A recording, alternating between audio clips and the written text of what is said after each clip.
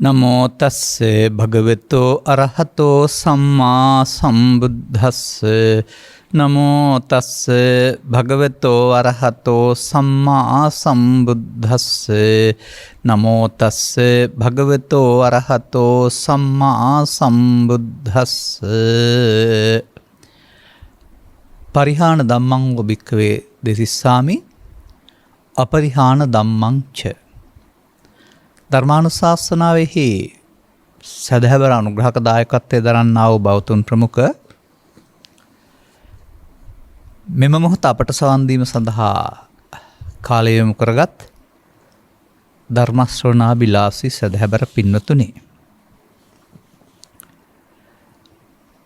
මාතෘකාව වශයෙන්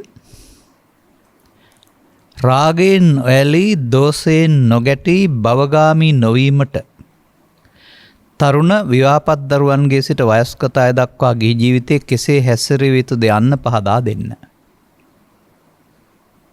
මේ තමයි මාතෘකාව.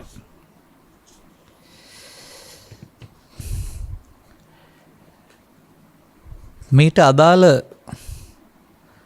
සූත්‍ර දේශනාවක් තෝරාගෙන කරුණු පැහැදිලි කරන්නත් පිළිවන්. ඊට වඩා මම කැමැති මේ මොහොතේ මගේ සහ ඔබගේ අත්දැකීම් පාදක කොටගෙන හැම සූත්‍ර දේශනාවක්ම ඉගෙනගත්ත කරුණු මුල් කොටගෙන පොදුවේ කරුණු පැහැදිලි කරන්න. එවිට ඒකාකාරී වන්නේත් නැහැ.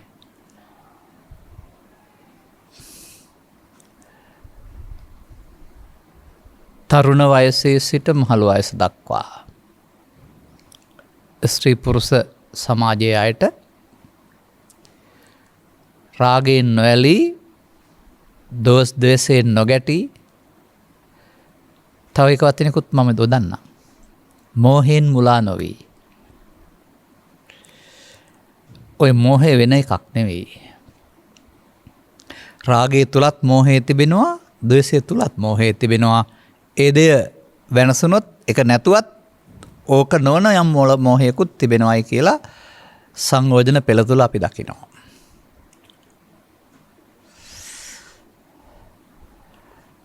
මිනිසා කවුද?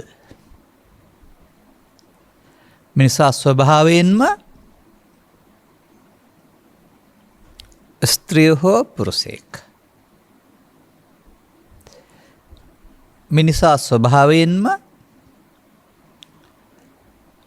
තමන් දකිනහන දේවල් පරම සත්‍ය වශයෙන් හිතන,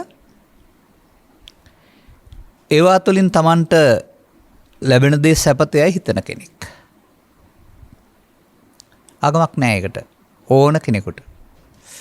මේ ලෝකයේ පවතින පහසුකම් අනුවගත් කල ඒ පහසුකම් යටතේදී මේ ලැබෙන්නා වූ සුඛය භුක්ති විඳින්නට අකමැති කෙනෙක් නෑ. ඒකට පහර වදිනකොට තමයි ඔය ටිකක් ඒ තැන්වල විරුද්ධ වීම, කලබල වීම ආදී දේවල් දකින්නේ. සුඛයට බාධා පැමිණෙන විට, සුඛයට බාධා පැමිණෙනකොට දුක්ඛ උපදිනවානේ. ඒ නිසා ඒ තමන් කැමැති පරිදි සුඛ සහිත ජීවිතයක් ගෙන යන්නට දලිද්‍යම් බික්කවේ දුක්ඛං ගිහිනෝ කාමභෝගිනෝ. කාමභෝගී ගිහියාට දරිද්‍රතාවයේ දිලිඳුකම දුකක් ගෙනත් දෙනවා. ඒ නිසා ජලයේ නැතිකම, විදුලිය නැතිකම, දුරකථන නැතිකම, මහා මාර්ග නැතිකම, පාලම් බෝක්කු නැතිකම, රැකියාව නැතිකම, අඩුවෙන් බඩු ගන්න කැමති කට්ටියට බඩු මිල ඉහළ යාම, වැඩියෙන් බඩු විකුණන්න කැමති කට්ටියට බඩු මිල පහළ යාම, මේවා ඔවුන් සංසුන් කරන දේවල් වෙන්නේ නැහැ. ඔවුන්ගේ නිදහසට බාධා කරන දේවල් වෙනවා. බලන්න සමාධිය කල්පනා කරලා. ඔබ ගෑස් උඳුන ලිප එන්න මත්තෙන් ගම්බදව අලුතින් හදන ලිපක් හෝ නැත්නම් ලිපක ගිනි මොලවන්න පාවිච්චි කරන මූලය දන්නවද? ලිග්ගල ලිග්ගල් දෙකක් උඩ භාජනය තියන්න බෑ. අවම වශයෙන් 3ක් 4කුත් උදව් කරගත්ත හැකි වුණා 3ක් ඕනමයි. ලිග්ගල් තුල තමයි භාජනයේ ගිනිදා පැසෙන්නේ. ඉදවන්න පුළුවන්කමක් තියෙන්නේ. මේ වගේ මිනිසා කියලා කියන්නේත් දැවීමට උදව් වෙන ලිග්ගල් 3ක් තුල හටගත්ත තියෙනලද වළඳක් වගේ එකක්. ගින්දරෙන් වළඳේ තියෙන දේවල් තැම්බෙනවා වගේ මේ ලිග්ගල් 3 පාදක කොටගෙන ජීවත් වෙන්න හදන මිනිසාට හොයන සැපත ලැබෙන අතර නොසොයන දුකකුත් ඒ සහ ලුහු බැඳ එන බව තේරෙන්නේ නැහැ.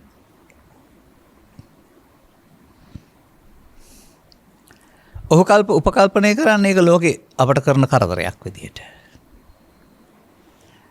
අන්නසේ ඔබට කරදර වීම සමාජයේ පවතින වරදක් වශයෙන් දකින මේ ඇස යසේ දැක්ම නිවැරදි නෑ. තථාගතයන් වහන්සේ ඇස පිටට හරවන්නේ නැතුව තමන්සට හරවලා බලන්න කියලා උගන්වනවා. මොනවාද අර ඔබේ ජීවිත දවන කවන ඔබ නැමැති වලද ලිපවුඩ තියව තිබෙන්නා වූ ලිග්ගල් 3? ලෝභ දේශ මෝහ. ඔබ රාග කියන වචනේ පාවිච්චි කළේ ඒකට. රාග, කාම, ලෝභ පුංචි පුංචි වෙනස්කම් තිබුණත් ඇල්ම කියන පදේ විකෘතිය ඊට එහා පැත්තේ යම දක්වා යනකොට තමයි කාම රාග බවට පත් වෙන්නේ. ඔබ ඇලීම් කියලා තියෙන්නේ. දැන් ඔබේ පත්‍රිකාවේ ඇලීම් ගැටීම් පමණක් සඳහන් කළා. මුලාව පිළිබඳ ඔබට තියෙන අර්ථය වෙන එකක් වෙන්නේ නැති. නමුත් මේ ලිග්ගල් දෙක උඩ නෙවෙයිනේ තියලා තියෙන්නේ.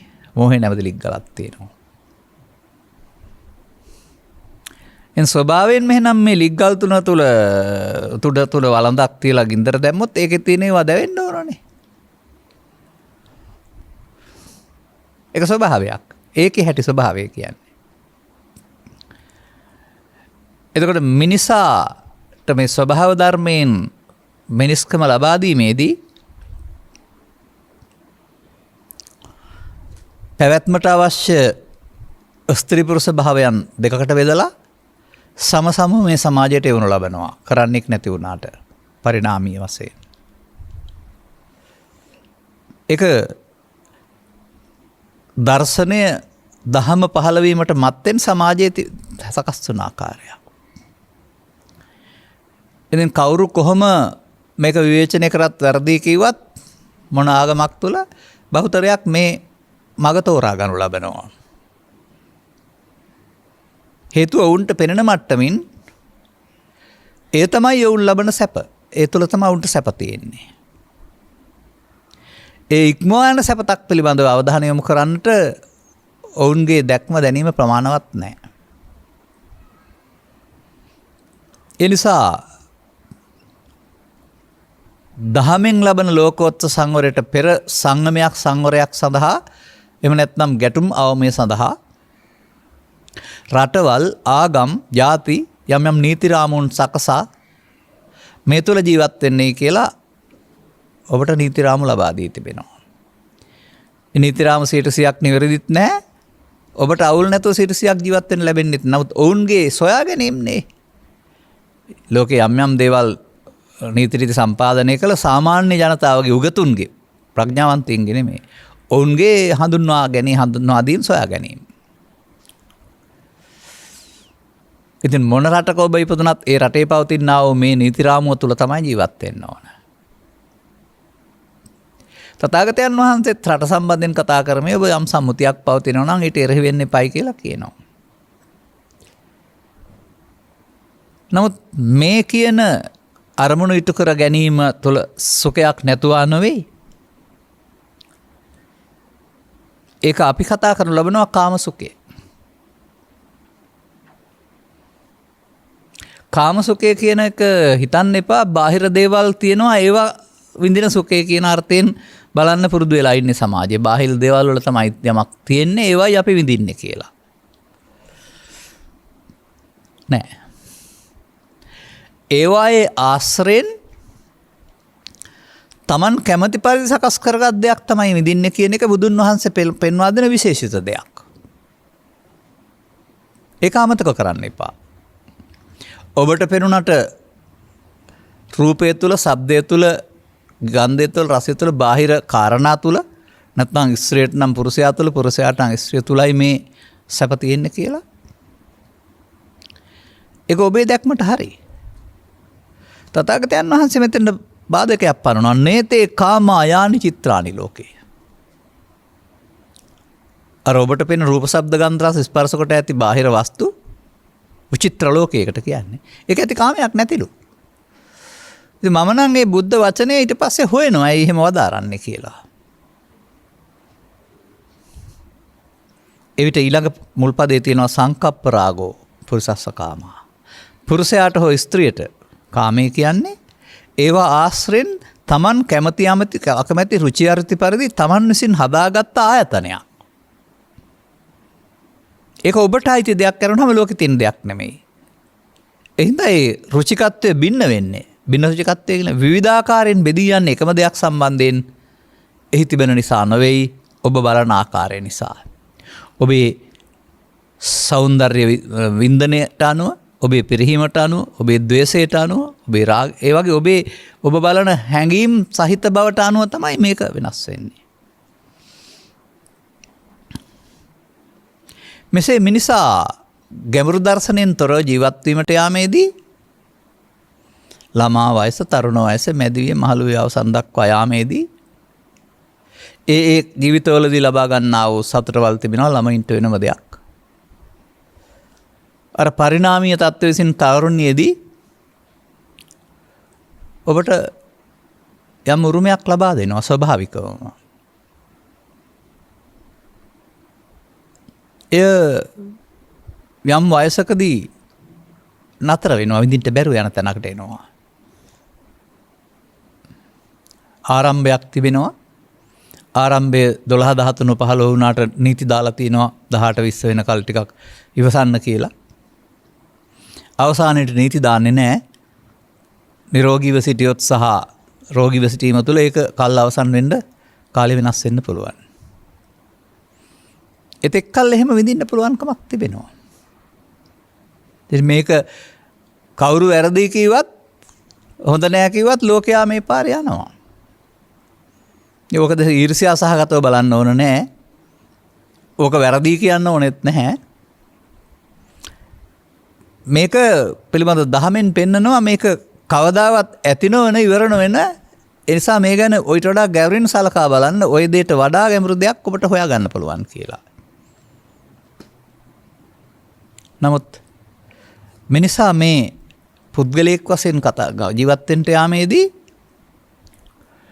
ඔහු ඇලෙන්නේ එක දෙයකට නෙමෙයි. පස්දොරෙන්ම හමු වෙන දේවල් වලට රුචි අරුචි පරිදි වෙනස් ආකාරයෙන් ඇලීම් හට ගන්නවා. එතකොට ඒකට මේ ත්‍රිපිටකයේ සූත්‍ර දේශනාවල තිබෙන්නේ ඔවුනොන්ට රුචි පරිදි ඇති වෙන බැවින් ඒක රූපකාම, ශබ්දකාම, ගන්ධකාම, රසකාම, පොට්ටබ්බකාම කියලා, ධම්මකාම කියලා. ඒ කාම පදේ පෙන්වන්නේ කාමය කියන එකට වඩා කැමැති පරිදි කියන එක. මේ කැමැති පරිදි කියන වචනේ තුල හංගලා තියෙන්නේ තියෙන දෙයක් නෙමෙයි, ඔබ හදාගත්ත දෙයක් කියන එක. ඒක තේරුම් ගන්න උත්සාහ කරන්න.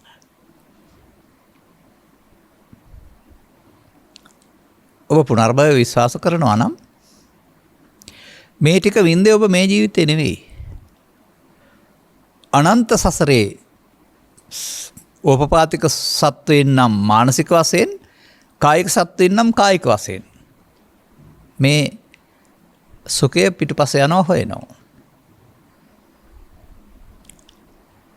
ඒක නැවත නැවතත් හොයන්න වෙලා තිබෙනවා. මොකද ඒක ඇසට, කනට, නාසයට පවතින්න පුළුවන් මොහොතයි. රසරත් එහෙමයි. ඒ මොහොතේ පමණයි. ගිලෙනකොට රස නැතුව යනවා. ආයෙ රස දිවේ ගෑවෙන්න වෙනවා. ඒ අරමුණට එන මොහොතේ පවතින්නේ, අරමුණ නැතු වෙනකොට ඒක නැතුව යනවා. ඒ නිසා අරමුණට අරන් විඳින්න වෙනවා මේක.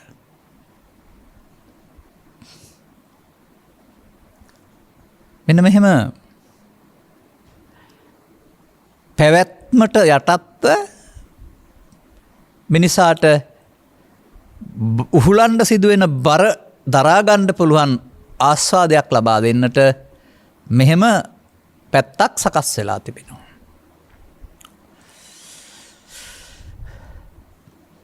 නමුත් මේක භාවිතා කරන්නට යාමේදී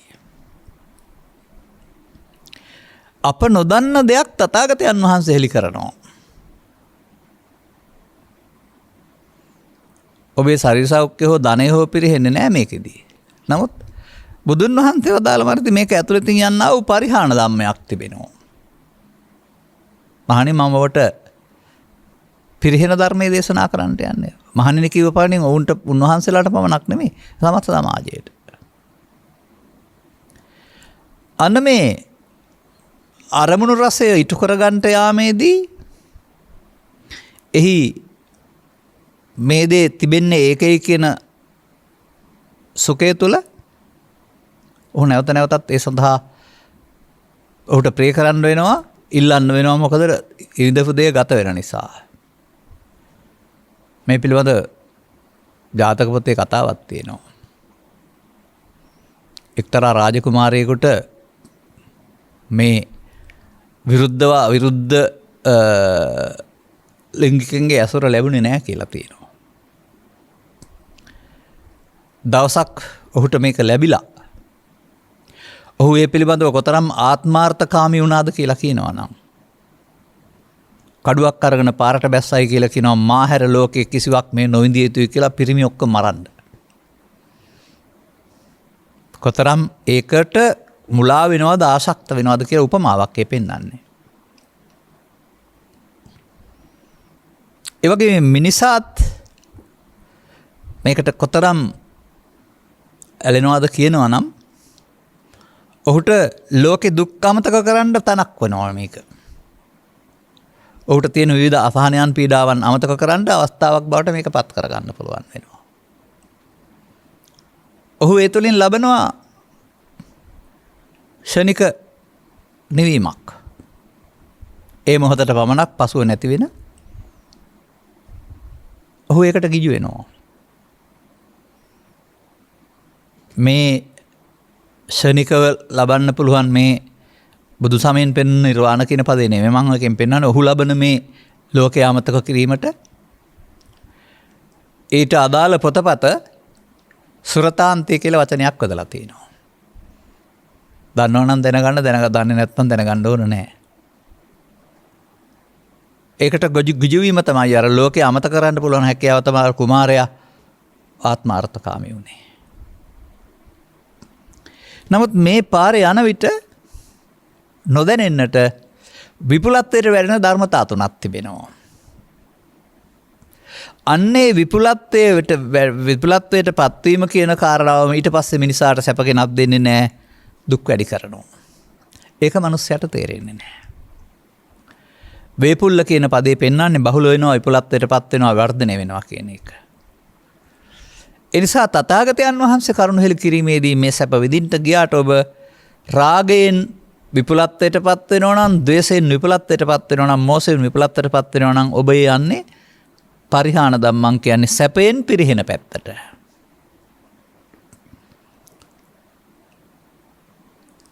ඒක තමයි මේ තරුණ මැදිවියේ හැම දෙනාටම අපට පැහැදිලි කරන්න තියෙන කාරණාව. එතකොට මේ අදහස් සමාජයේ ජීවත් වෙනකොට සමාජය සකස් වෙලා තිබෙන්නේ නිස්සාර, මීට වඩා සාර දෙයක් තියෙනවා මේක අතහරින්න ඕනේ, මේක යමක් නැහැ කියලා දකින්න නෙමෙයි තිබෙනවා ඒක. පෘථග්ජන සමාජයට තිබෙනවා රාගයක් තිබෙනවා, ද්වේෂයක් තිබෙනවා, මෝහයක් තිබෙනවා. තිබෙනවා නම් ඕනේ වයිටු කර ගැනීමෙන් තමයි ජය ලබන්න හදන්නේ. එනිසා ඔවුන්ට හුරු වෙන්නේ මේ භාවිතා කරන්න, ඉටු කරගන්න, නැවත නැවතත් ඉටු කරගන්න. එනිසා ඔබ ලදරුවෙක් වශයෙන් මේක රූපයෙන් ශබ්දයට, ශබ්දයෙන් ගන්ධයට, ගන්ධයෙන් රසයට, රසයෙන් ස්පර්ශය කරා කෙමෙන් ගෙනියනවා. බෝනික්කගෙන් සෙල්ලම් බඩුවෙන් සබන් කෑල්ලෙන් සෙල්ලම්කාරකෙන් එහාට මේක ආපහු මොටර් සයිකලේ හෝ වාහනේ දක්වා ගෙනියනවා. ඒ විදිහට ඒකේ ඔබට අර ලබන මට්ටම මදි තව එහායින් ලබන්න ඕනයි කියලා මේ සසරට බැඳ තබන මාර බලවේගය විසින් ඔබ මේකට ගිහින් හේතු කරනවා. මෙන්න සැප විඳපන්. නමුත් ඒකට විශාල බරක් දෙනවා. මේ සැප විඳින්න නම් ඒ සඳහා විශාල ව්‍යායාමයක් දරා අමුදරුවන් රැකීම කියන කාරණාව යටතේ මොනයම් හෝ කාරණයක් අව්වේ වැස්සේ පින්නේ හෝ උගත්කමින් මිරියම් ආකාරයක ජීවත් වෙන්න උපයන්න ඕන.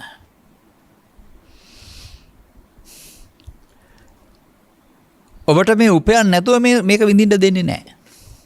ඒ දරන බරට අනුව සතුට හම්බ වෙන්න නම් අර බර දරන්නත් ඕන. මට මතකයි මේ රටේ ඉන්න ප්‍රසිද්ධ කෙනෙක් කළ ප්‍රකාශයක්.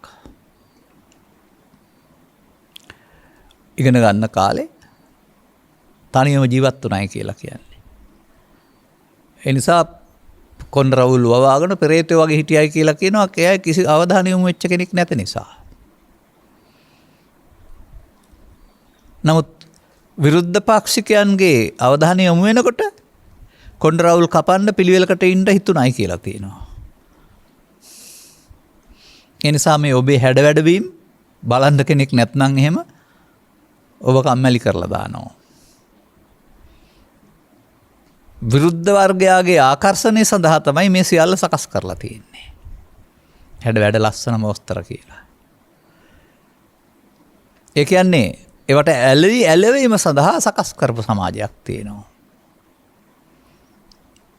ඔබ මේ වෙනත් විෂයක් සාහිත්‍යය ඉගෙන ගන්නවා වගේ බුදු සමයත් ඉගෙන ගත්තට මේවා පිළිබඳ ගැඹුරු හැදෑරෙන්නේ නැහැ. වචනෙන් විතරයි ඉගෙන ගන්නෙ. ඒකත් තවත් විෂය මූලික අධ්‍යාපනයක් විතරයි.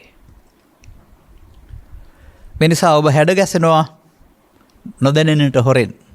ඔබටත් හොරෙන්. තරගයේ නම් දිනන්න අනිත් අය පරාද කරන්න. කාමයට ඉටු කරගන්න අවශ්‍ය උපක්‍රම යොදා ගන්න. එහෙම නැත්නම් ගැටීමට, ද්වේෂයට. මේවා භාවිතා කරන්නට යාමේදී ඔබ කය වචන සිත පාවිච්චි කළාට ඔබේ මේ හැඟීම් තමයි මේවා ඔබ මෙහෙවන්නේ මේවට. ඒ නිසා තරගයට ගියොත් විරුද්ධවාදියෙක් ඇති කරගෙන ඔහු පරාජය කරන්න දේශය බලවත් කරන්න වෙනවා. දේශපාලනට ගියොත් විරුද්ධවාදීන් ඇති කරගෙන ඔවුන් පරාජය කරන්න නොයෙක් අයිරාටික උපක්‍රම යොදන්න වෙනවා. ඉඩම් අර්බුදයට ගියොත් දිනන්ට බොහෝ බොරු කරන්න වෙනවා. ඒ වගේ ගැටෙන පැත්තට ගියොත් ඔබ අධිකරණයේදී, පෙස්සමේදී මොකද්ද කියන්නේ තොවිල් පවිල් කිරීමේදී, ගුරුකම් කිරීමේදී, දේශපාලන බල යොදා ගැනීමේදී, තමන්ට පුළුවන් යම් යම් බලයන් යොදා ගැනීමේදී ඒ බලයේ අගතියට යාම පාවිච්චි කරනවා. දේශෙන් අගතියට යාම. අන්න මේ අගති ගමන කියන එක පෘථග්ජනයන්ට අයිති වැඩක් බුදුන් වහන්සේ වදාරන්නේ. ඡන්දාදීන් ගච්ඡති, ඡන්ද අගතින් ගච්ඡති, දේශ අගතින් ගච්ඡති, බය අගතින් ගච්ඡති, මෝහාදී හතරකට අගතින් ගච්ඡති. අන්න මේ බුදු සමයේ ගැඹුරු හැදෑරීමක් නොලබන සමාජයේ මේ අගති ගමනායක තමයි යන්නේ. ඔබ ඉල්ලන්නේ මෙන්න මේක වළක්ව ගන්න මොකද කරන්න ඕන කියන එක. දැන් පෘථග්ජන සමාජයේ නා අගති ගමන යන එක නවත්තන්න බෑ. ඔන්න පෘථග්ජන සමාජයට ඔකට ඉතින් අර ද්වේෂය අඩුව පාවිච්චි කරන පුණ්‍ය කර්ම කියන පැත්ත ආභරණයක් වශයෙන් පාවිච්චි කරන්න පුළුවන්. නමුත් ඒ නිසා ලෝභයෙන්, ද්වේෂයෙන්, මොහෙන් වැඩෙන එක එහෙම නතර වෙන්නේ නැහැ.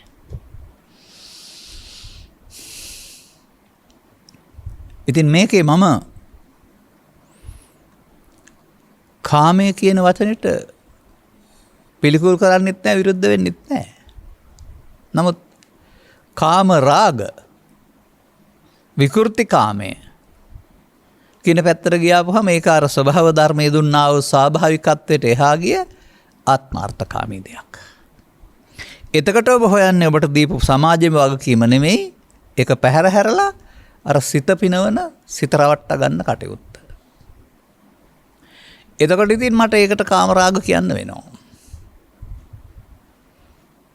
අර බරක් දැරීම සඳහා දී තිබෙන්නා වූ ආස්වාදනීය ස්වභාවය බර දරන්න යොදා ගන්න නැතුව බර අතහැරලා ආස්වාදයේ සඳහා පමණක් යොදා ගන්නට යන්ත්‍ර මන්ත්‍ර උරුගන් නූතන වෛද්‍ය විද්‍යාවේ දියුණු ශල්‍ය කර්මයන් සහ වෙනත් උපකරණ යොදා ගැනීම මේ කියන දේවල් ටික සවිස්තරව කියන්නේ තේරුම් ගන්න ඕන.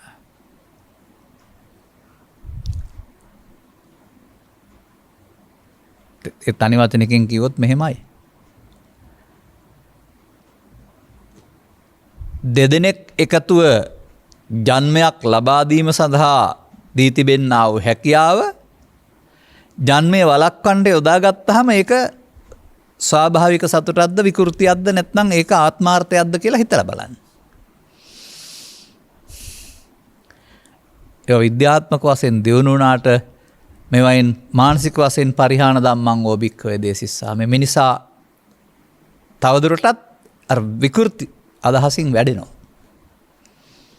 එතකොට ඔහුට දීලා තිබෙන්නා වූ වරප්‍රසාදයේ වැරදි විදිහට පාවිච්චි කරනවානේ. ඒ කාලයක තිබුණ නැති නිසා ඒකට කාමයේ වර්ධව හැසිරීම කියලා කියන්න නැතුව ඇති. මට නම් පේනවා ඒකත් කාමයේ වර්ධව හැසිරීමක් කියලාද. ආත්මාර්ථය සඳහා යොදා ගැනීම. ඒ නිසා මේ ස්වභාව ධර්මයේ ඔබට දීලා තියෙන දේ ස්වභාවික භුක්ති විඳින්න ලැජ්ජා වෙන්න හෝ බය වෙන්න එපා. සාමාන්‍ය සමාජයේ වශයෙන්, පෘථග්ජන සමාජයේ වශයෙන්. අනිත් එක ආර්ය මාර්ගයේ සෝවාන් සකෘදාගාමි අනාගාමි දක්වා මේ බලතල අහිමි නැහැ. ඇයි මම මේ තරම් පිළිකුල් කරන්න සහ තහනම් කරන්න හදන්නේ කියලා මටවත් තේරෙන්නේ නැහැ ගිහි සමාජයේට. ඔබ යන මගේ ඕන වෙන්නේ නැති දවසක් ඒ වියදාට තුනි වෙලා විනාශ වෙලා ආවි. අදම මේක ආරම්භක ස්ථානයේම ශූන්‍ය වශයෙන් ජීවත් වෙන්න රහතන් වහන්සේ කෙනෙක් වශයෙන් ජීවත් වෙන්න හිතන්න එපා. මන්දයත් මේවා කෙරෙහි ඇති කරගත්තා වූ ඇල්මක් ඔබ චිත්තාභ්‍යන්තරේ පවතිනවා. එනිසා පෘථග්ජන පුද්ගලයා රාග මෝහ, ද්වේෂ මෝහ වැඩෙන පාර යන්නේ. ඒකට තමයි පරිහාන ධම්මං ඕ භික්ඛවේ දේසිස්සාමි කියන්නේ. පෘථග්ජනයාට අයිති දහමක් ඒක. දැන් අපරිහාන ධම්මංච අන්න ඔබට මේ ජීවිතයේ සංසුන් වීම සඳහා නැත්නම් මේවා උත්සන්න කරගන්න නැතුව ගැටුම් අවම කර ගැනීම සඳහා ওই ජීවිතේම අවශ්‍ය නම් වේපුල්ලම් පදේ වෙනුවට රාග තනුත්ත්‍යා, දෝෂ තනුත්ත්‍යා, මෝහ තනුත්ත්‍යා තුනී කරගන්න පාරකුත් තියෙනවා. අන්න ඔබ ඉල්ලනවා නම් මට කියන්න තිබෙන්නේ ඔබ මේ පටිසෝත්තගාමී මාර්ගය තෝරගන්න. අර වගකීම් මත හරින්න නෙමෙයි ඕන. නමුත් එහෙම ඉගැන්වීමක් සමාජයේ නැහැ. ඕවා දුක් සහගත කාරණා ඕවා අතහැරලා මහාන වෙන්න කියලාම කියන අය ඉන්නවා. වෙන්නේ නැහැ ලෝකේ කවදාවත්. නමුත් එහෙම කියනවා මත ඒක ඉන්නවා. එහෙනම් මේ මූලය බලවත් වෙන එක. ලෝභ මූලය, ද්වේෂ මූලය, මෝහ මූලය. මේවා තුනම එකට එන්නේ නැහැ. දෙක එකට එන්නේ. ඇලීම මුලාව ලෝභ මූල. ගැටීම මුලාව ද්වේෂ මෝහ. මේ මුලාව කියන එකේ තේරුම මෝහය කියන්නේ අත්වහ කටවහ කියන අර්ථයෙන් ගන්න එපා. සමාජයේ මම එහෙම දැකලා තියෙනවා. මෙතන මම වෙමි යන මුලාව. ඒ මයන්න නෙමෙයි, කය නෙමෙයි. මම කියන්නේ මයන්න එක කයන්න යන්න. මයන්න මමත් නෙමෙයි, කයන්න යන්න මමත් නෙවෙයි. අනර එන හැඟීම. ඇලීම මමත්වයෙන් ගැනීම ලෝභ මෝහ. ගැටීම මමත්වයෙන් ගැනීම ද්වේෂ මෝහ. එතකොට ඔබ ඒක ක්‍රියාවට නගන්න යන්නේ, ඉටු කරගන්න යන්නේ, ප්‍රතික්‍රියා දක්වන්න යන්නේ අන්න ඒක මමත්වයෙන් ගැනීමයි. එහෙමයි මෝහ පදයට ගැඹුරු අර්ථය ගන්න ඕන. එහෙනම් ඉතින් ඔබට කාලය තිබේ, ධනෙ තිබේ, ශ්‍රමය තිබේ, උගත්කම් තිබේ, යාන වාහන තිබේ. නමුත් ඔබ ජීවත් වෙන්නේ ලෝභ දේශ මොහ බලවත් කරන පෘථග්ජන අනුසෝතගාමී මාර්ගයක නම් දැනට ලැබෙන සැප පස්සේ ලබන්න බැරි වෙනවා. ඉන්ද්‍රිය දුර්වල වෙනකොට සමග සහ සිත හැඟීම් වලින් අපිරිසිදු වෙන තරමට ඔය සංවේදී තරමට තමයි ඔය සැනසීම හමු වෙන්නේ. නපුරු රළු වෙන තරමට ඔක ඈත් කරන්න බැරි වෙනවා. අන්න එතකොට තමයි අර ඒ නපුරු රළු ගති විකෘති ස්වභාවයන් බලෙන් ඈත් කරන්න විකෘති ක්‍රම පවා ඕනේ වෙන්නේ. ඒ නිසා මම මෙහෙම වචනයක් යොදන්නම්. ජලාශයක් තිබෙනවා. පාසු වලින් තදට වැසී පවතිනවා. ඔබට පිපාසයක් තිබෙනවා. ඔබ මේ කරන්නේ බලෙන් පිපාසය ඈත් කරලා වතුර ටිකක් බොන එක. බීලා ඉවරනකොට වැහෙනවා. ඔබට තේරෙන්නේ එච්චරයි. පාසය ඈත් කරලා පිපාසය එවලට සංසිඳවා ගන්න විතරයි. ඔබට හිතෙන්නේ නැද්ද පාසය නැත්තම් මේ ජලාශය හැමදාම තියෙනවා කියලා? අනවගේ අරමුණක් විඳින එක ආස්වාදය කියන එක අන්න ඒ වගේ ඒ මොහොතට අනිත්ව අමතක කරලා ඔබ ඒ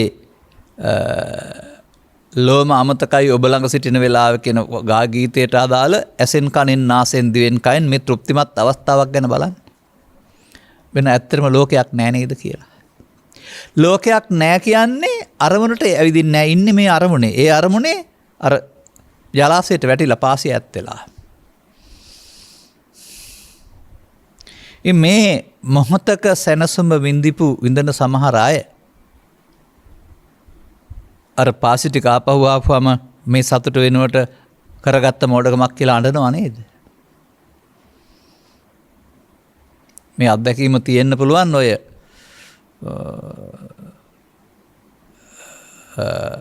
නීත්‍යානුකූල නොවන පදනමක් යටතේ ස්වකීය තාරුණ්‍ය අහිමි කරගන්න අවස්ථාවට මුහුණ දෙන අයට.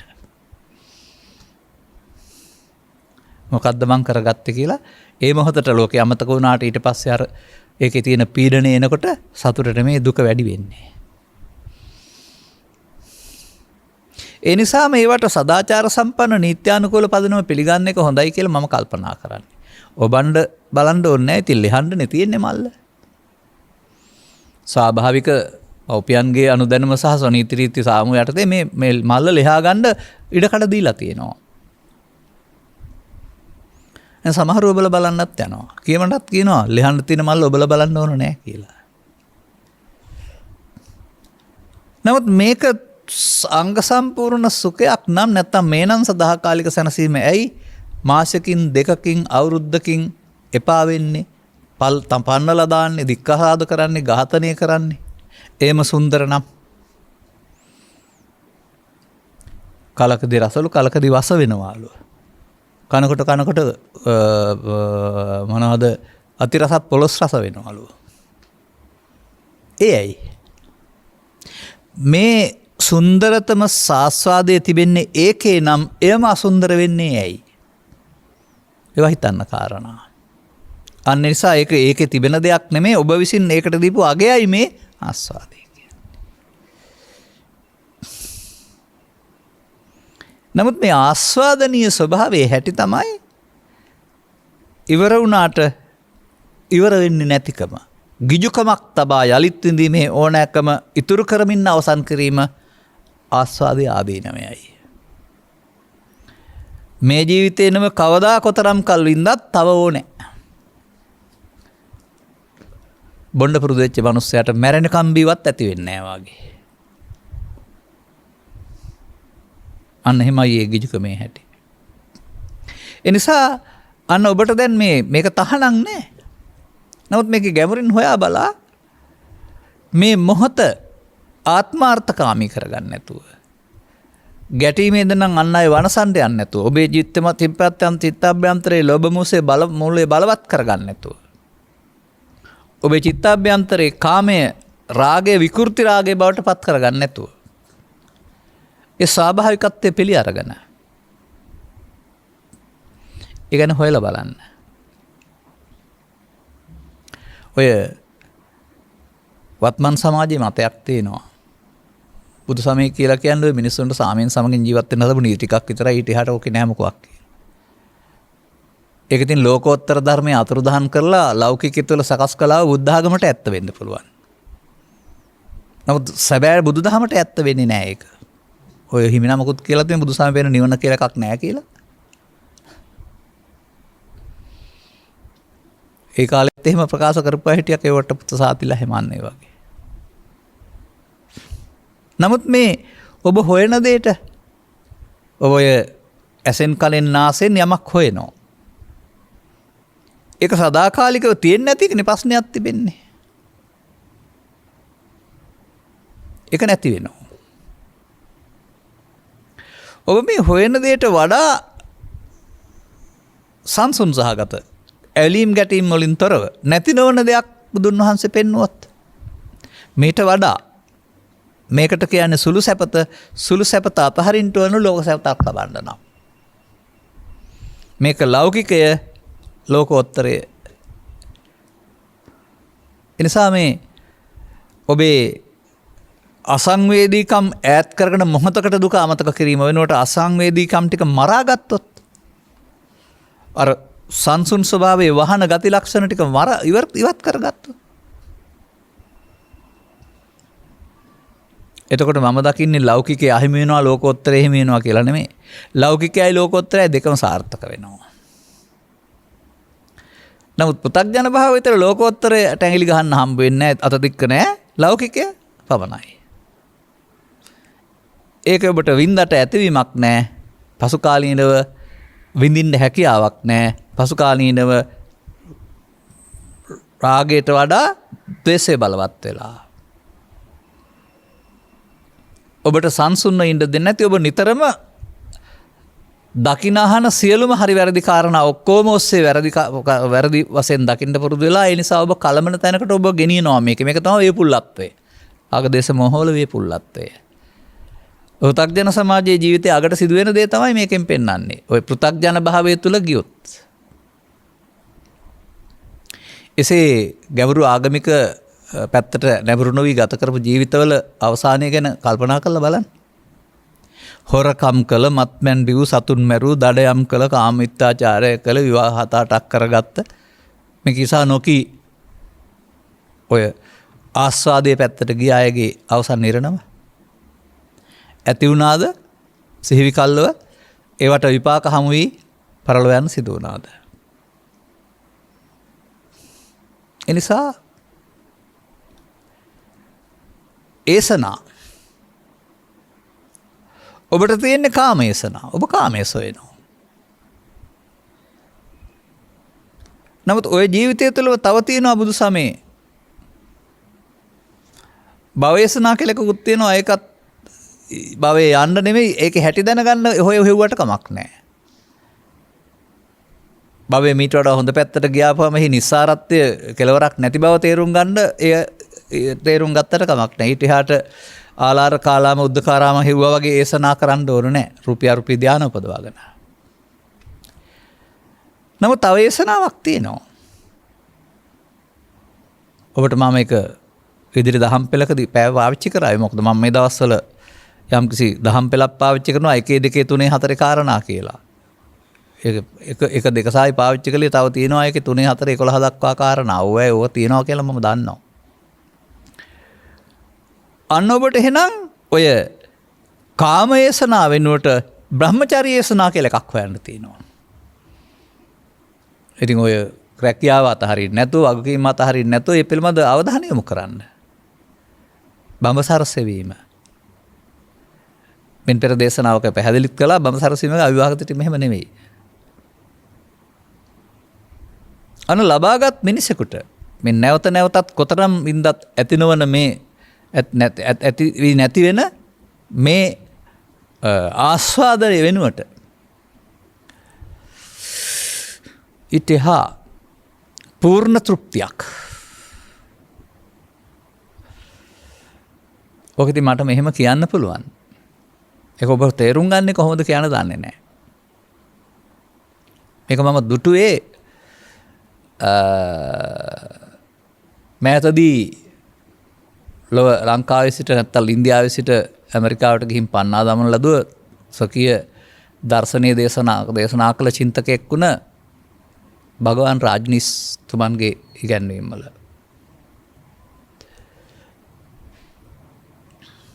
ඔබ දවසකට සතියකට හෝ මොහොතක් පමණක් සුරතේ ඉන්නවා. අනිත් වෙලාවට ඔබට ඒක නැහැ. බුදුරජාණන් වහන්සේ වැනි උත්තමින් වහන්සේලා අවුරුදු 35 80 දක්වාම සුරතේ හිටියයි කියලා. මොකක්ද දෙකෙන් කියන්නේ? ඔබට දුක් වලට හේතු ඈත් කොට මොහොතක් ලබා දෙනවා. උන්වහන්සේලාට දුක්ඛ හේතු නැති බැවින් හැම මොහොතම ඔනෝකයි ආර්ය පුද්ගලයෝ ලෝකෝත්තරේ නිවන් හොයනවා, අනාර්ය පුද්ගලයෝ ලෞකිකේ කෙටි කාලින නිවනක් හොයා ගන්නවා. ඒක නැවත නැවත හොයන්න වෙනවා ජීවිත කාලෙම. මොකද හොයපුවේ නැති වෙන බැවින්. එතකොට ඉන්ද්‍රිය දුර්වල කරන්නත් බැරි වෙනවා. එතකොට ඒක ආයෙ එන්න වෙනවා හොයන්න. සාමාන්‍යයෙන් මගේ දැනීමේ සහ දැක්මේ පවතිනවා. නමුත් ඉදිරිපත් වෙන්නේ නැහැ අදාළ මාතෘකාවක් ආවේ නැත්නම්. දැන් මේ මාතෘකාව තුළ මේක පවතිනවා. ඒක ගැඹුරෙන් හිතන්න මොකක්ද මේ බුදුන් රහතුන් වහන්සේලා මේ හැම මොහොතෙම සුරතේ ඉන්නවා කියන්නේ මොකක්ද? තෘප්තියක ඉන්නවා කියන එක. නිවනේ ඉන්නවා කියන එක. අර දානේ වදන එක, පිණ්ඩපාත වදන බණ කියන එක, නෑදෑකම් පාත් වෙන එක කතා මොකක්වත් උන්වහන්සේලාට අරකට බාධාවක් නැහැ. ඔබට එහෙම බාධාවක් නෑ අනිත් කාරණා. මේ වැඩේ විතරයි ඔබට කරන්න පුළුවන්. අනිත් එක ඒව කරන්න බෑ. මෙන්න මේ රසය තේරුණොත් පෘථග්ජන පුද්ගලයා මොහතක ප්‍රීතිය සැනසුම සාදත්, ආර්ය පුද්ගලයා ඒක වැහෙන්න තියෙන එකට සියල්ල අයින් කරගෙන සදාකාලිකවම එය තමන්ගේ බවට පත් කරගන්නවා. නිවිලා ඉන්නවා කියන්නේ කොහේ හරි තැනකට යනවා හරි මොනවා හරි ලැබෙනවද? මේ රාග දේශ මොහ වේපුල්ලං කියන වචනේ විපලත්වයට පත්වීම වෙනුවට ලෝභක්කේ, දේශක්කේ, මෝහක්කේ මෙන්න මේවා අයින් කරපුවම තව තැනක් හම්බ වෙනවා. මේවෙන් වැහිලා තියෙන, මේවා නැතුවම තියෙන තැනක්. ඒ සඳහා ඔබ මේ අරමුණ බලවත් කරන්නා වූ, වඩන්නා වූ පුද්ගලයක් වෙලා බෑ. අරමුණට එන්න දේ ලෝභය මම, ලෝභය මගේ, මගේ ආත්මය. ද්වේෂය මම, ද්වේෂය මගේ, මගේ ආත්මය. මෝහය මම, මගේ. අනේ ඒ එන හැඟීම සමග ආසක්ත වීමට නමක් තමයි මගේ මම මගේ ආත්ම කොට ගන්නවා කියලා කියන්නේ. අල්ලා ගැනීමට නමක්. අල්ලා ගන්න අසංවේදී බව වැඩි වෙනවා. මේ මූල බලවත් වෙනකොට වේපුල්ලං. එතකොට අර සතුට නැති වෙන එක තමයි මම දකින්නේ පරිහාන ධම්මං ඕබික්ක, පරිහානිය කියලා. සරිසෞඛ්‍යයෙන් හෝ ධනෙන් පිරිහීම නෙමෙයි. සැපතින් ඈතට යන එක. මේක හොඳට නිරීක්ෂණය කරලා බලන්න. ඔය ගැටුම් සහිත ජීවිතයක් ගත කළ වයෝවෘද්ධ භාවයට පත් වෙලා බණක් දහමක් තේරෙන්නේ නැති, ආගමික ජීවිතයක් නැති, කණ්ඩත් නැති, සතුටක් නැතුව නිරන්තරයෙන්ම ගිනි කබලක් උඩ ජීවත් වෙන අයගේ ජීවිත තුළ මොකද්ද දැන් මේ කරන්නේ කියලා. ඒ පිරිහිලා ඉවරටම. ශරීර ශක්තියනොත් පිරිහිලා, ධනෙනොත් පිරිහිලා, කටහඬිනුත් පිරිදලා, ලෝභයෙන්, ද්වේෂයෙන්, මෝහයෙන් වැඩිලා කරන්න දෙයක් තේරෙන්නෙම නැහැ. නමුත් අර අපරිහාන ධම්ම මාර්ගයේ ගිය සම්බන්ධයෙන් පෙන්වන්නේ පිරිසිදුව ඉන්නවා, මූණ පිරිසිදුයි, සතුටින් ඉන්නවා, ඉන්ද්‍රිය පැහැදිලි. එමයි පෙන්වන්නේ. දුකින් ඉන්නවා කියලා නැහැ.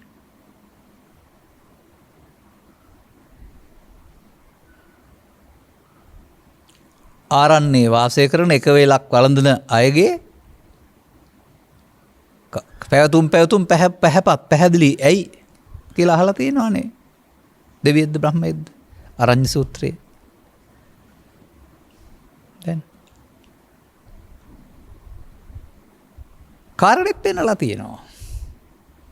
අතීතං අනුසෝචන්ති පජප්පන්ති නාගතා පච්චුප්පන්නෙන්න යාපෙන්ති තේන වන්නෝ පසීදති. අන්න බුදු සමයෙන් පෙන්වන මහණු බවට පත් වෙලත් මහලු වෙන්නේ නැති, දුකක් නැති තැනක් පෙන්නනවා. නමුත් පෘථග්ජනයාට අතීතං අනුසෝචಂತಿ. නැවත නැවතත් එන මොහොතක් පාසා දැවෙන්න තැවෙන්න කම්පා වෙන්න සිදුවන අතීතයක් තියෙනවා. ඒක ඔහුට හිස් දෙයක් වශයෙන් සුන් දෙයක් වශයෙන් පේන්නේ නැහැ. ළමන් පිටපස්සේ එන්නා වූ වදකෙක් විදිහට පේන්නේ. ඒ වගේම නොලැබුණ දේවල් ඉටු කර ගැනීම සඳහා ප්‍රජාප්පණයක් වත් සිහිනමයි මොකුත් තියෙනවා. පෘථග්ජන පුද්ගලයාට පච්චුප්පන්නංච යෝ ධම්මං තත්ත තත්ත විපස්සති පච්චුප්පන්නේන යාපෙන්ති තේරෙන්නේ නැහැ. පච්චුප්පන්න කියන්නේ අතීතයට අහු වෙන්නේ නැතුව වර්තමාන මොහොතේ හමු වෙන දෙයින් ප්‍රත්‍යයෙන් උපදින දේ ප්‍රසාදයට ගෝචර රූපය ආලෝක මනසිකාරය හැට කරන්ට නාස දිවට කයට මනසට එන දේ ඔය කියන්නේ පච්චුප්පන්න කියලා. ප්‍රත්‍යයෙන් හට ගන්න දේ. යාපෙන්ති ගැඹුරුයි හැබැයි. මොකද යාපෙන්ති පුරුදුනේ නෑ ඔබට. ඔබ පච්චුප්පන්නේ යාපෙන්තිනේ අතීතය අරගෙන විඳවන්න පුරුදුන කෙනෙක්. මේ දවස්වල මම මේ කාරණාව පැහැදිලි කරමින් ඉන්නවා. තවත් දේශනාවක් තුළ හොයාගන්න බලන්න. එහෙනම් මොකද දැන් කරන්න ඕන? ජීවිතය ගෙන යන්න ඕන. ජීවිතය තරුණ හෝ මැදි හෝ මහලු හෝ ඒ ජීවන වයසේදී ඔබ මේ ප්‍රශ්න විසඳීම සඳහා විශේෂයෙන් ද්වේෂය අවියක් කොට භාවිතා ගත යුතු නැහැ. මොනම ප්‍රශ්නයකදී හෝ හින්ට් අරිනවා කියලා කියන්නේ පහර ගහනවා කියන්නේ රිදවනවා කියන්නේ අනුම්පද කියනවා කියන්නේ පලිගන්නවා කියලා කියන්නේ පෙස්සම් ගහනවා කියලා කියන්නේ මිරිස් සම්බරනවා කියලා කියන්නේ තුවක්කුව පාවිච්චි කරනවා කියලා කියන්නේ අන්න ඒවට ඉඩ නෑ මේ පාරේ. ඒව තමයි ඔබ දුකටපත් කරන්නේ. අනුන්ට කළදී Tamanට පළදී. කාමයන් විකෘති පැත්තට ගෙනියන්නේ ස්වාභාවික පරිදි විඳින්න හැමදාටම හම්බ වෙන්නේ නැවත නැවත වින්දත් ඇති වෙන්නේ නැහැ කියලා තේරුම් ගත්තාම ඒක ඕනේ දැනට ඕනේ ඇති. නමුත් ඔකට ඕනේ නැති දවසකුත් එයි. කියන්නේ ඉන්ද්‍රිය දුර්වල වීමෙන් ඕනේ නැති දවස නෙමෙයි තේරෙනකොට. කාම රාග ව්‍යාපාද තුනී වෙලා විනාශ වෙනකොට ඔයිට වඩා හොඳ සැනසීමක් තියෙන නිසා ඕක ඕන නැහැ. ඒ නැති ඕක නිසා නෙමෙයි ඔයිට වඩා හොඳ සැනසීමක් හම්බ වෙලා තියෙන නිසා මේක ඕන නැහැ. නමුත් අර ඒ සැනසීම දන්නේ නැති නිසා මේක ලොකු දෙයක් නේ. සාමාන්‍යයෙන් සමාජයේ ලොකු දේවල් කියලා. මේ ලොකු දේවල් කිසිවක් ලොකුත් නැහැ. කුඩා කරගත් දේවල් කිසිවකුත් කුඩාත් නැහැ. බුදුන් වහන්සේ වදාළ උපේක්ෂාවදී ලොකු කුඩා නැහැ. ලොකු එක කුඩා වෙනවා, කුඩා එක ලොකු වෙනවා. උපේක්ෂාව ලොකු කුඩා වෙන්නේ නැහැ. පවතිනවා. අන්න එහෙම මැදට එමක් නෙමේක පෙන්වන්නේ. ලොකු කරගත්ත දේවලුත් අතෑරලා කුඩා කරලා දේවලුත් අතෑරලා මැදට එනකොට වෙනත් භූමියක් හමු වෙනවා. එනිසා ඕවා සසරට පවතින දේවල් ඕවා කරන්න හොඳ නැහැ කියලා ඔය වැඩිහිටි ඉස්සර මේ දැහැම ජීවත් වුණ පෘථග්ජන මව්පියන් ගාව තිබුණා. ඕවා කරන්න එපා සසරට ගෙන යන්න වෙන දේවල් කියලා ඔය එදිනදා ක්‍රියාකාරකම් තුළ ද්වේෂය පාවිච්චි නොකරන්න. ඉතින් ඒක සමූහයක් වශයෙන් ජීවත් වෙනකොට කල්පනා කරලා ඒක නොකරන්න තරම් එකඟ වෙන්න ඕන. අන්න සංවිධානය වෙන්න ඕන ඒවට. ඔය සමිති වශයෙන් සංවිධානය වෙනවා වගේ.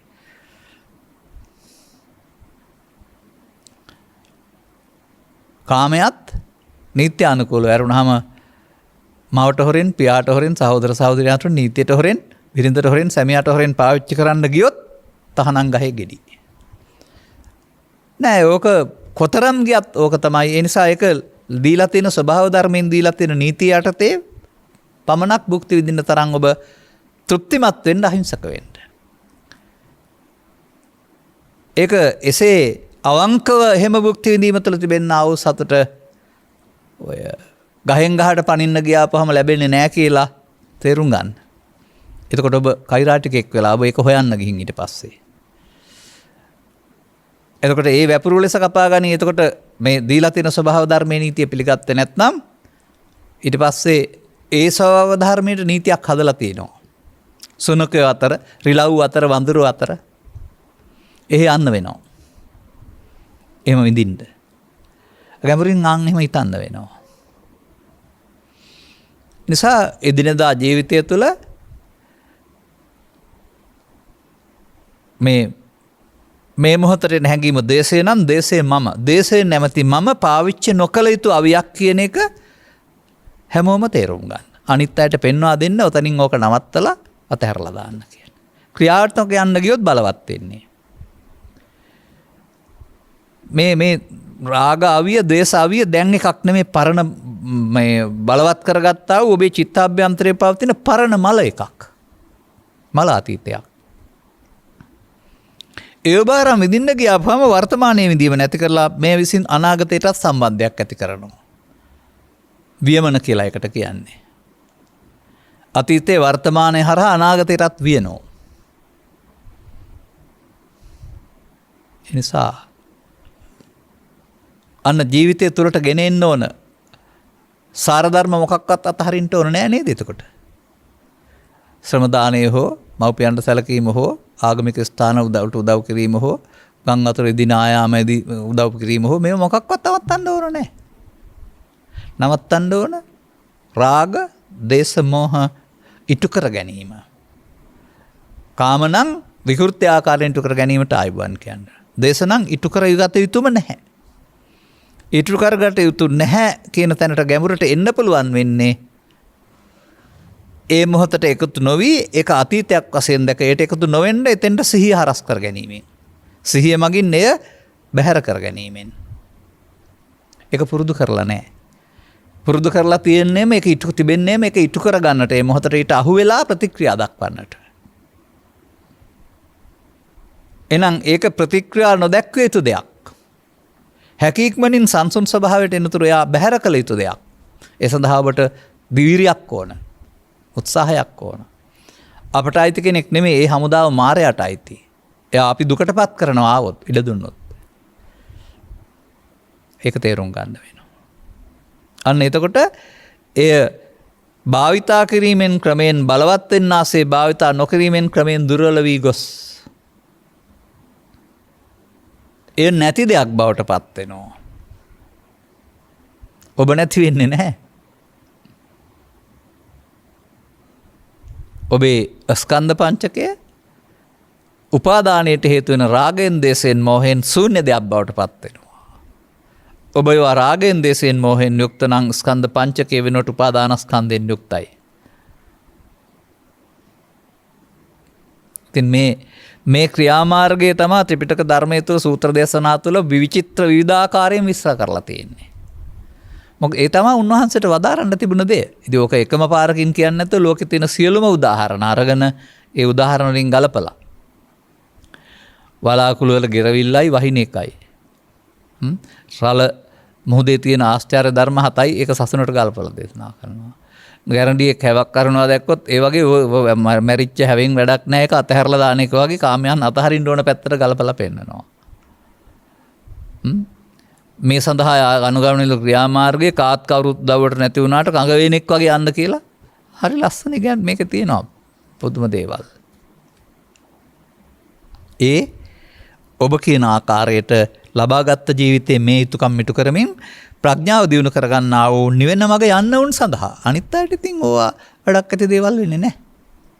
ඔවුන් රාගයම ඉටු කරගන්න, ද්වේෂයම ඉටු කරගන්න, මෝහයම ඉටු කරගන්න Taman තියෙන හැම හැකියාවල්ම යොදයි. ධනෙ, කුලය, නිලය, බලය, ශරීර ශක්තිය, දේශපාලන බලය, මුදල් බලය, අවි බලය. එහෙමයි පෘථග්ජන සමාජයේ ක්‍රියාත්මක වෙන්නේ. ඔවුන්ට මේ අපරිහාන ධම්මං හමු වෙන්නේ නැහැ. පරිහාන ධම්මං වල අවසානයේ හිටපු ගමන් හුස්ම ටික ගිහින් ඒ හදාගත්ත මානසිකත්වය අනුව අනාගතය සකස් කරගන්න වෙයි.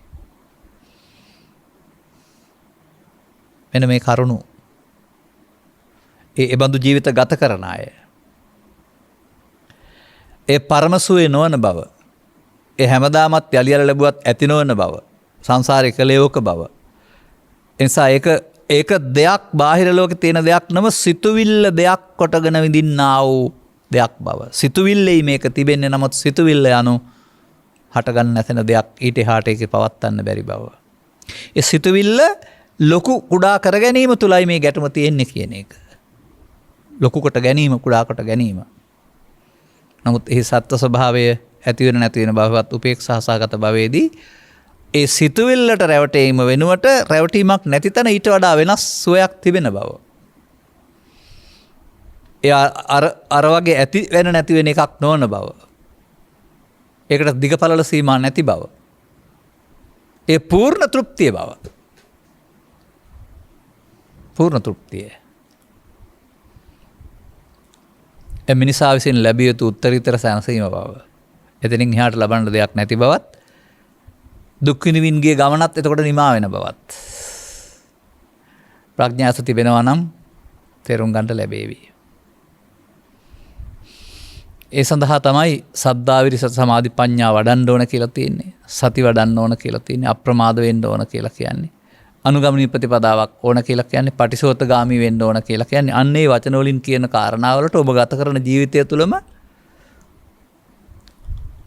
ඒ කුටුම්බ සංරක්ෂණය වගකීම් ඉටු කරන ගමන් මේ දැක්ම පුළුල් වීම අවශ්‍ය වෙනවා.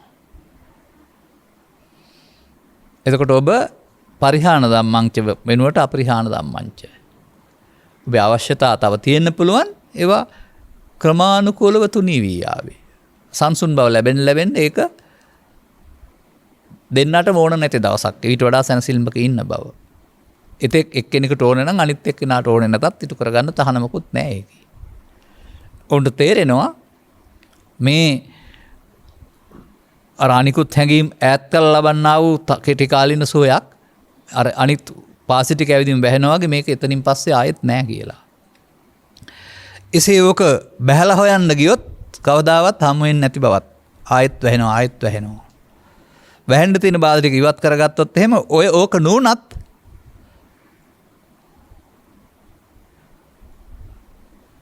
බුදුන් වහන්සේලා හොඳයි සපයි සාන්තයි කියලා වදාළා වූ අසීමිත ස්වභාවය ඒ වෙනුවට ඔබට විකල්පයක් විදිහේ ලැබෙන බව තේරුම් ගන්න. අදාළ කරුණු තේරුම් ගනිමින් බුදුවරු මිනිස්සුන්ට දුක් ගෙනත් දෙන්න ඉපදුනේ නැහැ.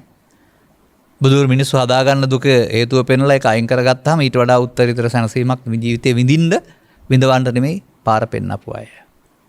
ඒ නිසා බුදු සමයෙන් පෙන්වීම නැති එකක් කියලා කියයිල් නැතුව ඒක අනාගත බුදුරු දෙයක් පෙන්වන දෙයක් කියන්නේ නැතුව ලෝභක්ඛේ දේසක්ඛේ මෝහක්ඛේ මේවා ශේ ප්‍රතිපදාවක් තුළින් හමු වෙන්නේ මේක බව තේරුම් ගන්න. පු탁ජනයා වර්ධනීය ප්‍රතිපදාවක් වෙනවා. ආර්ය පුද්ගලයෙක් වුණොත් ශේ ප්‍රතිපදාව යනකොට ටිකින් ටික සාක්ෂාත් වෙනවා. පුංචි සැප වෙනුවට ලොකු සැපතක්. අදාළ මාර්ගයේ යන්ට අවශ්‍ය ශක්තිය ධෛර්යය ඔබට ලැබේවායි කියලා සුභාශිංසනේ ප්‍රාර්ථනා කරමින් ඔබේ ඉල්ලීම මෙසේ ඉටු කරමින් ධර්මානුශාසනාව අවසන් කරනු ලබනවා. මෙම සුමధుර ධර්ම දේශනාව සඳහා දායකත්වය දරන ලබන්නේ කලපලුවාව රාජගිරියේ නෙළුම් පෙදෙසේ පදිංචි කමනි කැටංගොඩගේ මහත්මිය විසිනි. අරුණු අතර මේ උතුම් ධර්ම දාණයෙන් ජනිත වන්නා වූ පුණ්‍ය ශක්තිය 2021 නොවැම්බර් මාස 5 වන දින ජන්මදිනයේ යෙදෙන කෞසල්‍යා සම්මානී කැටංගොඩගේ දයාබර දියණියට හා 2021 නොවැම්බර් මාස 7 වන දින ජන්මදිනයේ යෙදෙන දීප්ති සුමුදිනී තිරිමාන්න සොයුරයටද නොවැම්බර් මාස ජන්මදිනයේ යෙදෙන ඥාතීන්ටද නිදුක් නිරෝගී සුවපත් භාවය ලැබීමට ආශිර්වාදයක් වේවා. සසර ගමන නිමා කර ගැනීමට අවශ්‍ය සදහම් මැස පාදා ගැනීමට හේතු වේවා. ඒ වගේම සුබ උපන් දිනයක් වේවා. ඒ හැමතෙම මෙම ධර්ම දානමය කුසල ශක්තිය ජනිත වන්නා වූ පුණ්‍ය ශක්තිය 2017 අප්‍රේල් මාස 29 වෙනි දින මිය පරලෝකීය වසන්ත ගාමිණී කැටංගොඩගේ ස්වාමි පුරුෂයාටද ඔහුගේ මියගිය පරලෝකීය දෙමව්පියන්ටද 986 පෙබරවාරි මාස 20 වෙනි දින පරලෝසපත් වන්නට දෙනා වූ එච්.ටී. ප්‍රේමරත්න ගුණසේකර පියාණන්ටද 2010 සැප්තැම්බර් මාස 20 වෙනි දින මියගිය පරලෝකීය ජේ.ඩබ්ලිව් චන්ද්‍රාවති බොතේජු මෑණියන්ටද 2012 පෙබරවාරි මාස 4 වෙනි දින පරලෝසපත් වන්නට ලිලියන් බියට්‍රිස් සමරසිංහ නැන්දාටද 2012 දෙසැම්බර් මාස 7 වෙනි දින පරලෝසපත් වන්නට දෙනා වූ ගාමිණී කුමාරසිරි ගුණසේකර සොයුරාටද නොවැම්බර් මාස 2016 නොවැම්බර් මාස 6 වෙනි දින මේ පරලෝකීය එල්.පී. ජයමාන්න ගුරු මාතාවටද ඥාති පරම්පරාවල මේකේ සියලු ඥාතීන්ට අවශ්‍ය නම් අනුමෝදන් වේවා. සුගතිගාමී භවවල ඉපදේවා. ඉක්මන් භවයකදී මිනිසත් බව ලබා චතුස්සත්ත්‍ය රමාව අවබෝධ කරන දුක් කෙලවර කරගනීවා. දායකත්ව දරුවෝ මව හා දරුවන් ඇතුළු සුජීවත්ව වාසය කරන පවුලේ ඥාතීන් සියලු දෙනාට මේ උතුම් පුණ්‍ය ශක්තියෙන් නිදුක් නිරෝගී සුවයත් චිරජීවනයත් සැලසේවා. උතුම් නිවනින් නිවීමට යන මාර්ගය සාක්ෂාත් වේවා. ගෞරවනීය දේශකයන් වහන්සේ ඇතුළු මහා සංඝරත්නය නිදුක් නිරෝගී චිරජීවනය සැලසේවා. මේ වන්නට ලෝකවාසීන් මුහුණ පා සිටිනා වූ කොරෝනා උදර මුලින් තුරන් වී සියලු සත්වයින්ට මීට වඩා සාන්ත දාන්තව සාමකාමීව දිවත් විය හැකි නිදුක් නිරෝගී සුවපත් භාවයකට මං පෙත් පෑදේවා. ඔබ පැතූ සියලු පැතුම් සපිරේවා. සුබ උපන් දිනයක් වේවා. අනුග්‍රහක බවතුන්ටත් දහම් මැස පාදා ගනිමින් මේ අනුගමනීය ප්‍රතිපදාව තුළ පුංචි සැපතට වඩා ලොකු සැපතට සමීප වෙන්න ලැබේවායි අදිෂ්ඨාන කරගන්න.